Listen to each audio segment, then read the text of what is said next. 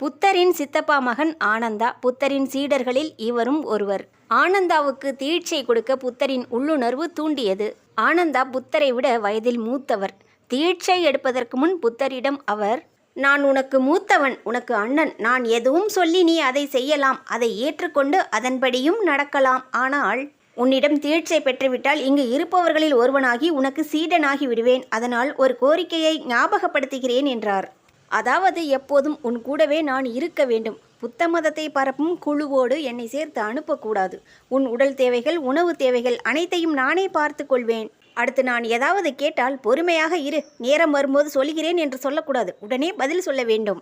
ஒருவர் உன்னை சந்திக்க வேண்டும் என்று நான் விரும்பினால் அவர்களை நடு இரவில் கூட அழைத்து வருவேன். அவர்களிடம் மறுப்பு கூறாமல் நீ அவர்களை சந்திக்க வேண்டும் என்றார்.